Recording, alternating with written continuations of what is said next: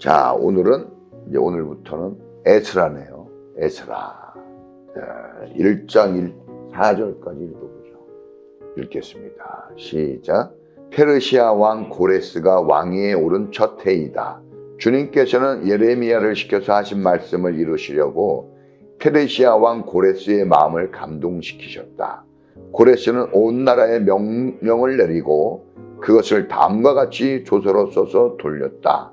페르시아 왕 고레스는 다음과 같이 선포한다. 하늘의 주 하나님이 나에게 이 땅에 있는 모든 나라를 주셔서 다스리게 하셨다. 또 유다에 있는 예루살렘에 그의 성전을 지으라고 명하셨다. 이 나라 사람 가운데서 하나님을 섬기는 모든 사람은 유다에 있는 예루살렘으로 올라가서 그곳에 계시는 하나님 곧 주 이스라엘의 하나님의 성전을 지어라. 그 백성에게 하나님이 함께 계시기를 빈다.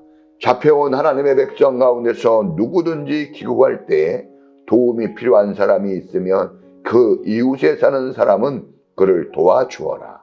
은과 금과 세강과 가축을 주고 예루살렘에 세울 하나님의 성전에 바칠 자원 예물도 들려서 보내도록 하여라. 아멘.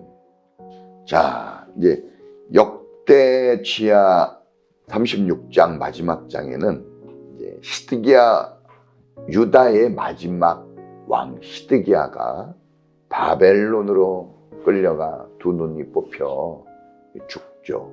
비참한 최후를 마치는데 마지막 부분에는 주님께서 고레스를 움직여서 다시 하나님의 역사를 또 새롭게 펼칠 것을 잠깐 이야기하고 끝이 납니다. 그리고 다음 성경 에스라기에서 이제 페르시아 왕 고레스의 이야기가 나옵니다.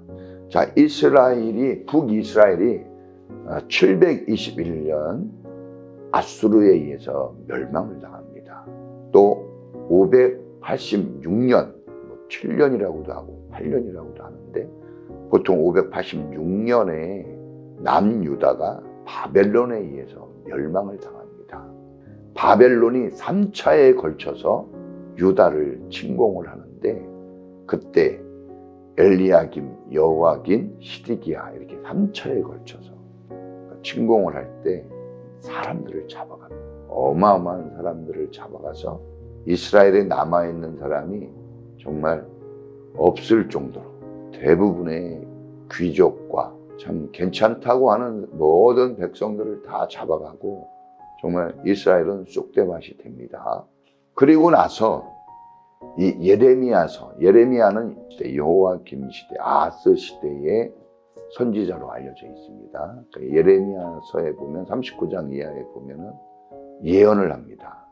포로 생활 70년 후에 다시 하나님이 본국으로 귀환하도록 한다는 말씀이 있습니다. 그런데 이 에스라서를 통해서 오늘 하나님께서 그 약속하신 말씀대로 페르시아 왕 고레스를 세워서 그가 하나님의 은혜의 마음을 품게 합니다. 이방인의 왕이에요. 이 사람 마음에 하나님의 은혜를 품게 해가지고 고레스가 하나님을 찬양하네요. 그리고 하나님의 백성들을 다시 하나님의 땅 이스라엘로 돌아가게 하는 제1차 귀환이 시작되는 대목이 나옵니다.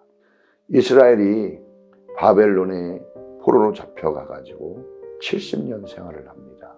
예언에 나와 있어요. 70년 포로 생활이라고. 근데 70년 동안 포로 생활하는데 그 첫 번째 포로로 잡혀간 때가 언제냐? 그때가 606년 정도 됩니다. BC. 그리고 지금 고레스가 왕이 돼서 이제 이스라엘 사람들을 귀환시킬 때 이때의 연도를 536년 정도로 봐요. 그러니까 진짜 딱 70년이네요. 오늘 이 말씀을 통해서 우리가 하나님의 중요한 핵심 메시지를 좀 들을 수 있는데, 첫째는 하나님의 언약의 말씀은 반드시 1.1획도 틀리지 않고 이루어진다는 거예요. 하나님이 예언한 말씀, 이 언약 말씀이라고요, 약속의 말씀이에요. 하나님의 말씀은 변치 않습니다. 진리라고 그러죠. 진리는 어떤 상황, 어떤 어떤 환경에서도 바뀌거나 변하지 않는 거예요. 변질되지 않는 겁니다. 그리고 진리는 죽지 않는 거예요. 살아있는 게 진리입니다. 하나님의 말씀, 하나님의 입에서 나오는 말씀은 생명이라고 그랬습니다. 창조의 역사가 있고 살리는 역사도 있고 또한 그 권능으로 죽이는 역사도 있는 거예요. 그런데 이스라엘 백성이 하나님을 멀리 떠나 있다가 이렇게 북이스라엘과 남유다로 나뉘고 더 심각한 문제로 아수르와 바벨론에 의해서 멸망을 당하는 고통스러운 상황을 맞이합니다. 하나님을 떠난다는 것은, 하나님을 멀리한다는 것은 그 자체가 비극입니다. 이 죽음이라는 것은 하나님과 분리되었다 했을 때 쓰는 게 죽음이에요. 그러니까 하나님과 분리된 삶이 얼마나 비참하고 인생을 얼마나 슬프게 하는가 하는 것을 우리가 배울 수 있습니다. 하나님은 진노 중에도 자비를 베푼다고 그랬거든요. 이렇게 진노를 베푸셨지만 또한 자비를 베푸셔서 이스라엘을 다시 회복되는 길로 인도하십니다. 주님이 약속하신 대로 70년 후에 다시 포로들을 귀환시켜 이스라엘 땅으로 돌아가게 할 것이라 했는데 고레스라는 페르시아 왕을 통해서 이 일을 이루십니다. 이 페르시아는 바다와 메대의 왕이라 그러죠. 이 바사와 메대가 같이 연합해서 바벨론을 침공하여 멸망시킵니다. 완전히 바벨론을 멸망시키고 난 다음에 초대 왕이 이 고레스입니다. 그런데 이제 이 고레스가 어떻게 이 은혜의 마음을, 하나님의 은혜의 마음을 품을 수 있었을까? 하나님께서 역사하시는 그 신비한 하나님의 손길을 우리가 성경을 읽을 때나 들을 때 거기서 찾아볼 수 있는데, 이 여호와긴 시대에 바벨론 포로로 잡혀가잖아요.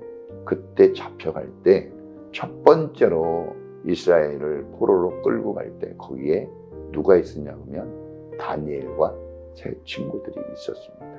그러니까 처음에 끌고 갈 때 귀족들이나 정말 똑똑하다고 하는 사람을 다 끌고 갔거든요. 그러니까 그 중에는 하나님을 제대로 섬기는 제사장 그룹, 서기관이나 이런 사람들이 많이 따라갔고, 이스라엘이 신정국가잖아요. 그들이 하나님을 잘 못 섬겼지만 그러나 그들이 고통과 고난 속에서 찾고 의지할 분은 하나님뿐이 없는 거예요. 나름대로 또 거기에서 신앙생활을 했겠죠. 그러니까 이런 여파로 복음이 전파되는 것처럼 하나님의 그 위대한 역사들이 포로 시대에도 죽지 않고 살아서 전파가 된 겁니다. 특히 영향력을 미쳤던 사람이 다니엘과 그 세 친구들. 그들은 장관의 역할을 감당했잖아요. 높은 자리, 왕과 함께 할 수 있는 자리. 그리고 특별히 다니엘은 바벨론과 페르시아 시대에 3대에 걸쳐 4대에 걸쳐 왕을 섬겨요. 강력한 신앙인이었잖아요. 그러니까 이 사람의 영향력이 대단했습니다. 틀림없이 그런 여파로 이 왕에게까지 은혜가 전달이 됐을 것이다, 이렇게 여깁니다. 그러니까 하나님께서 은혜를 내려서 이 사람이, 바벨론은 착취와 학대가 심했지만 페르시아는 각 나라의 그 상황들을 존중해 줬어요. 각 나라의 신을 섬기라고 했습니다. 조공을 바치고 페르시아에 순종을 해라. 그러면 너희가 살 수 있도록 해주겠다는 정책을 폈거든요. 그래서 본국으로 돌아가게 하는데, 이때 돌아온 인구가 2절에 쭉 나와요. 그게 몇 명이 돌아왔냐? 42,360명이 돌아옵니다. 엄청나게 돌아옵니다. 이때 수룹바벨이 처음에 돌아옵니다. 수룹바벨이 돌아와서 뭐랍니까? 수룹바벨 성전, 이렇게 해서 제2의 성전이 건축이 되는 겁니다. 솔로몬 시대 때 지었던 성전이 무너지거든요. 다시 다 중축을 합니다. 총 돌아온 사람은 약 5만여 명 가까이 되는데 42,336명을 뺀 나머지 사람들은 그 유다인이라는 확실한 증거가 없어가지고 그 호족부에 기록이 안 됩니다. 유다인으로서, 이스라엘인으로서 이름이 기록된다는 거 되게 중요하거든요. 오늘날은 우리가 생명책에 기록된 하나님의 사람들 이렇게 표현할 수가 있겠습니다. 근데 이 고레스 왕이 조서를 내려서 이제 돌려보내게 할 때 하나님의 역사가 그치지 않고 하나님의 말씀은 그대로 이루어진다는 것을 우리가 볼 수 있고, 또 한 가지는 그럼 하나님이 돌려보낼 때 무엇하러 돌려보내느냐 이겁니다. 왜 돌려보내는가 했을 때 여기에 보니까 주 이스라엘의 하나님의 성전을 다시 짓고 복원시키라 이거예요. 이 침략자들이 쳐들어와 가지고 성전을 무너뜨렸죠. 그런데 다시 그 성전을 재건하도록 한 겁니다. 성전 재건은 뭡니까? 하나님 앞에 제사, 예배를 다시 드리라는 거죠. 자, 환난과 위기 속에서 우리가 다시 하나님 앞에 나가는 그 길이 뭘까? 그게 예배입니다. 예배를 회복하고 예배를 다시 살려내는 게 하나님과의 관계 복원의 가장 결정적인 역할을 하는 것입니다.